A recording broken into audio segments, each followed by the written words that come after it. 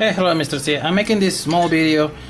These are some of the components that I was able to install today, but I have a different thinking about using this bleeder resistor. I'm thinking, I understand what you mean about, what you mean, sorry, I was saying man, what you mean about having this 2.2K, but I think that this value is way too small for the bleeder resistor.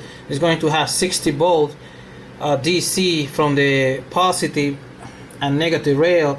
I think this value should be at least 12K or probably 16K, the value of this, so it will bleed out the capacitor slowly. Yes, I understand.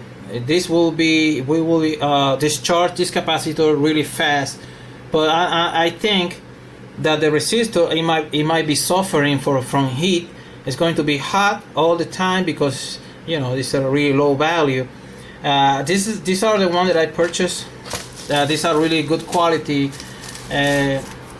resistors. These are 7 watt. Power dissipation is 7 watts. That's a really nice quality resistor. I'm going to show you now.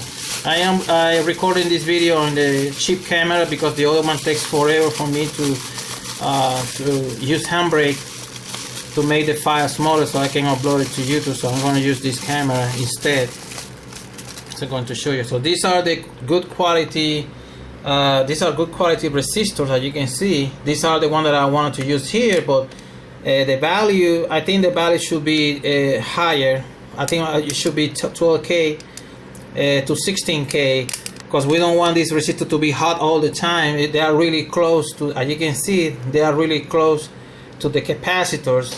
On your case, it's going to be different because you're going to have the screws on the top, so it's not going to affect your capacitor. On my capacitors, they are going to be really close to the plastic insulator of the capacitor. Let me see if I can be able to put it on the macro. It's kind of difficult to do with one hand.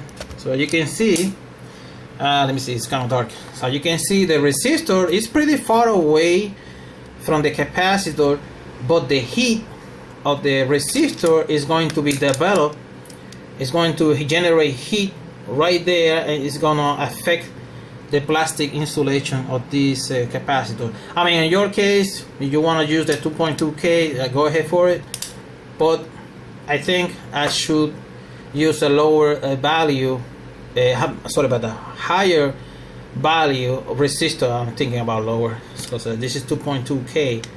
So I think 10K up to 16K should be the proper value for the bleeder resistor. So it's not gonna be, it's not gonna develop that much heat right there into the resistor. That's the idea that I have.